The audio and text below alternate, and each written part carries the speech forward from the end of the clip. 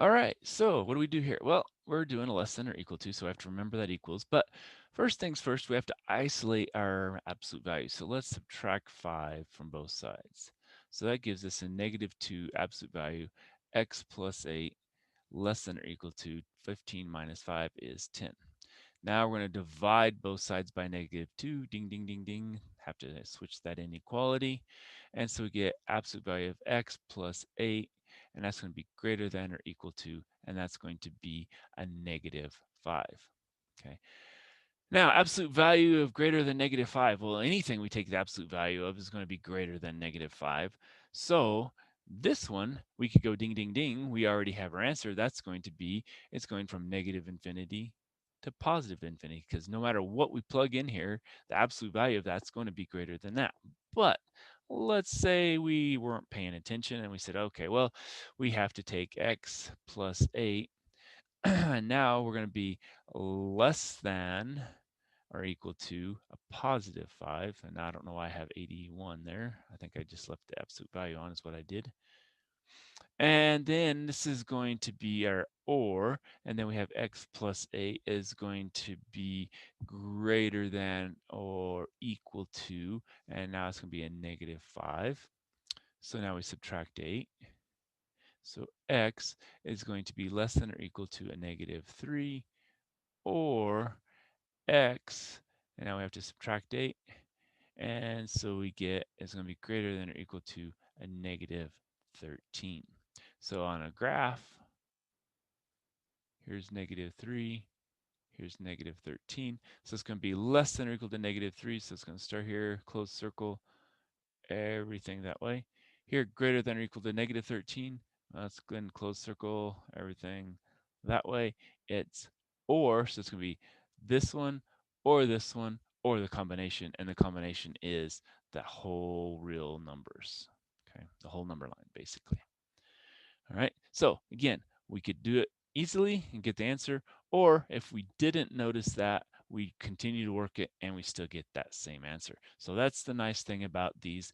If you can see ahead on certain ones, you can do that. If not, that's fine as well. All right, so here we have absolute value of 3x is greater than 5. So we have the greater than. So we're going to do the same thing here. We're going to have the or. So we're going to get 3x is less than a -5, or 3x is going to be greater than 5. We'll divide by 3. And so x is less than -5/3, or divide by 3, x is greater than 5/3. Okay.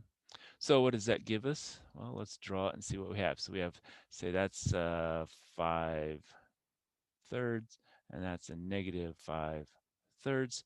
So less than that, so it's going to be open circle left. It's going to be greater than that one, so it's open circle right. Okay. So we're going from negative infinity to -5/3 parenthesis union parenthesis 5/3 infinity. Okay. And this one is because we have the or, so it's going to be this one, or both of them. So that's what we're going to get with that one. Okay. How about the next one? Well, it's less than, so that one's going to give us the tripartite. So when we split it into pieces, it's going to be x plus 3 less than 4, but greater than a -4. Okay. So now we're going to subtract 3 from all 3 pieces. So that's going to give us a -7 less than x less than 4 minus 3 is 1. And now we can graph that. Here's our 1. Here's our -7. So x is going to be greater than a -7. So open circle to the right. And here x is less than 1. Open circle to the left. And we want the intersection. So it's just there. And it has an open circle here, so that point doesn't count. So -7 to 1, and again, a parenthesis because it's an open circle. Okay. So again, nothing hard we do here. It's just remembering if you have the less than, we have to do the tripartite. If we have the greater than, we're going to do the or. All right. What about the next one here? All right, so it looks like we have to subtract 4. Not a problem. So when we do that, we get negative 6, absolute value of negative 6 minus 3x, absolute value, and that's going to be less than or equal to negative 9. Okay. Now we have to divide by a negative 6, ding, ding, ding, ding, ding, and divide by a negative 6. So it looks like absolute value negative 6 minus 3x is going to be, probably should have made that not quite so low, but greater than or equal to, now it's going to be a positive 9 over 6. 3 goes in here 3 times, 3 goes in here 2 times, so it's 3 halves. Okay.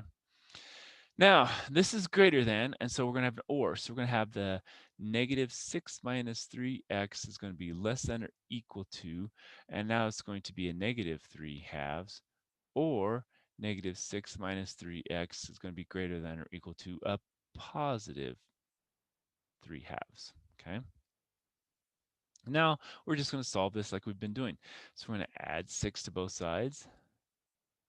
So we have a negative 3x is going to be less than or equal to. Now we have to get this in common denominator, so that's going to be multiplied by 2 over 2. So that's going to be 12 over 2 minus 3 over 2. And so we're going to have a positive 9 over 2. All right, negative 9 over, yes, positive, sorry. Positive 6, so yeah, it's going to be positive 9 over 2. And now we need to divide by 3. But if we divide this by 3, it's not as easy. So what we're going to multiply by is a negative 1/3. That way, when we multiply by a negative 1 over 3, then we can see, hey, 3 goes in here, 3, and that's going to be that. So we're going to have, oh, ding, ding, ding. We also forgot that, so we better do that before we forget it. And so we're going to have x is greater than, and that's going to be a negative 3 halves. Okay. All right. Now, what about the other one? Well, now again, we're going to add 6. So we're going to add 6. So we have negative 3x is greater than or equal to.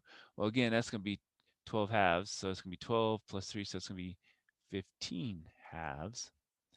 Now, again, we're going to have to multiply by a negative 1/3 because we have the fraction here.